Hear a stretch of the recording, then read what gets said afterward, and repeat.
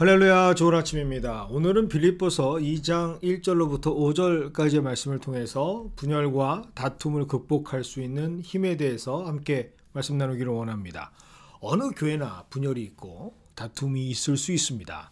사람이 모인 공동체, 그러니 당연하죠.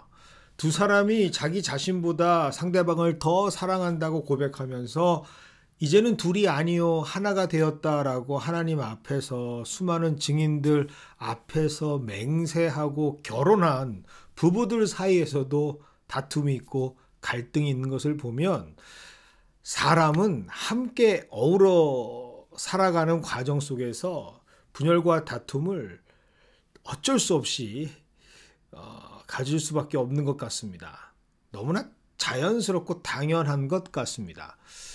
여기에서 진짜 문제는 오히려 그 분열과 갈등, 그 다툼을 극복할 수 있는 힘이 있느냐 없느냐의 문제가 되겠죠. 이것을 이겨낼 수 있는 힘이 있는 공동체는 경우에 따라서 오히려 그 분열과 다툼이 더 건강한 공동체가 되는 자극제가 되고 성장을 촉진하는 계기가 되기도 합니다.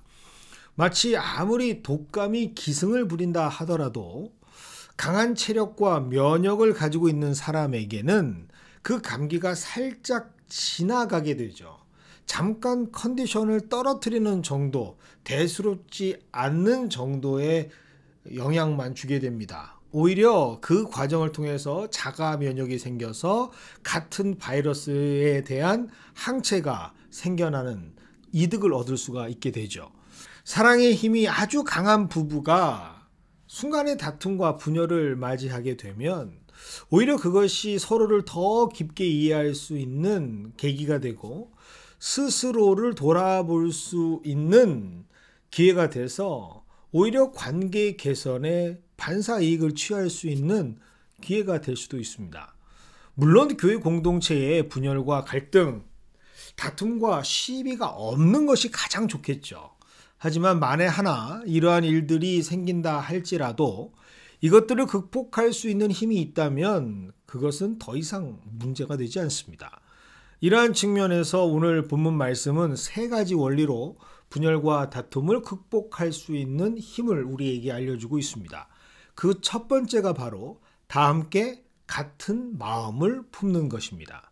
여기서 다 함께 품어야 할 마음은 당연히 예수 그리스도의 마음이죠. 오늘 본문 말씀 5절입니다. 너희 안에 이 마음을 품으라. 곧 그리스도 예수의 마음이니.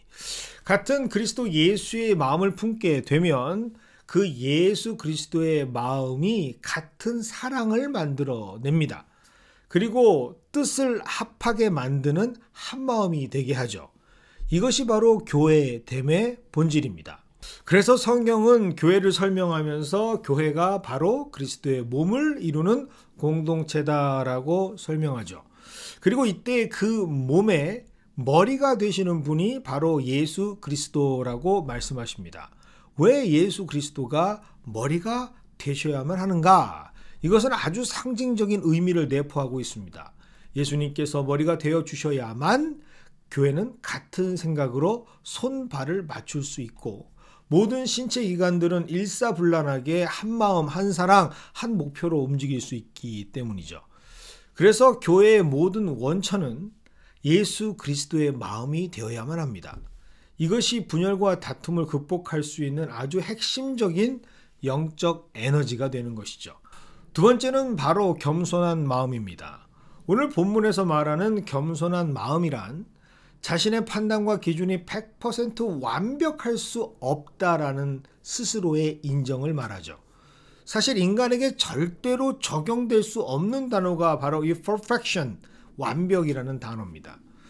완벽이라는 것은 본래 잘못이 없다, 실수가 없다, 무오하다라는 뜻인데 이것이 어떻게 인간에게 적용될 수가 있는 것인가? 그 자체가 어불성설, 말도 안 되는 표현이자 시도입니다.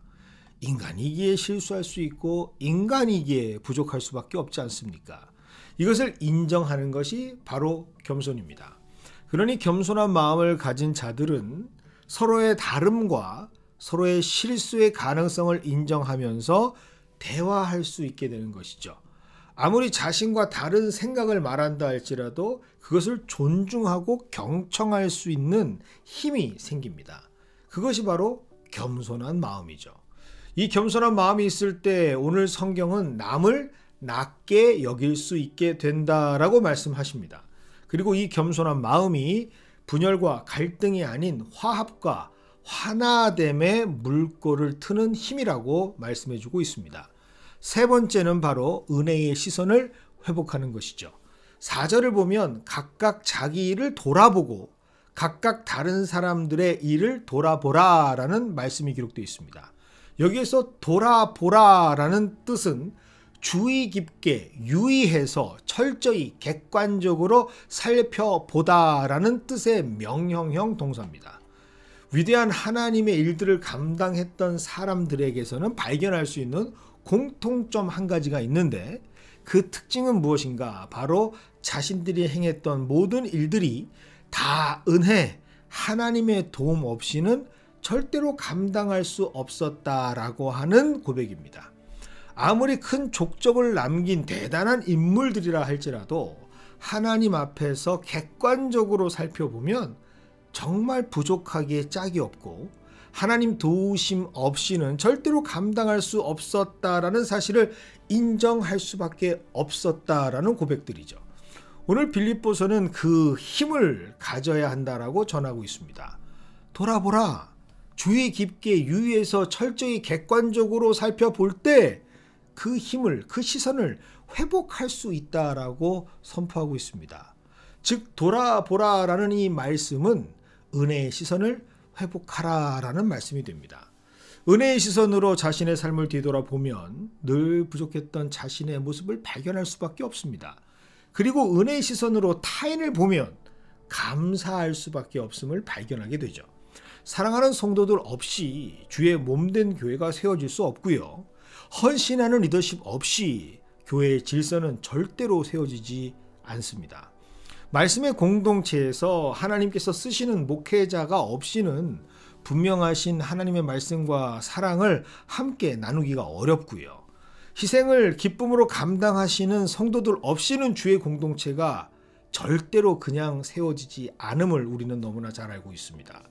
우리의 은혜의 시선으로 회복된 그 시선으로 바라볼 때 모두가 다 감사할 수밖에 없는 것들로 교회는 세워지고 공동체는 세워지고 있음을 우리는 정확하게 볼 수 있게 되는 것이죠. 이때 우리는 자연스럽게 하나님께 영광을 돌리게 되고 서로에게 고마움과 감사함을 나눌 수 있게 됩니다. 이것이 바로 하나님의 기쁨을 충만하게 하는 것이죠. 그래서 오늘 말씀을 미시적으로 접근한다면 빌립보 교회를 향하신 목회 서신의 측면에서 살펴볼 수 있겠지만 거시적인 관점으로 본다면 교회는 물론 하나님께서 하나 되게 하신 부부, 나와 함께 하는 부모, 그리고 자녀들은 물론 영적인 관계를 맺고 있는 모든 공동체에 적용될 수 있는 지혜의 말씀이 됩니다. 혹시라도 오늘 빌립보 교회처럼 누군가와의 갈등, 다툼, 아픔을 겪고 있다면 오늘 이 말씀에서 우리에게 선포하시는 세 가지 힘을 꼭 기억하시는 저와 여러분이 되기를 원합니다. 그리고 이를 제목으로 삼아 기도해 보시면 어떨까 하는 마음이 듭니다. 그런데 그때 이 기도는 반드시 능력의 기도가 돼서 우리의 상황들을 이겨낼 수 있는 영적인 저항력과 면역력을 높여주는 힘이 될 수 있기 때문입니다.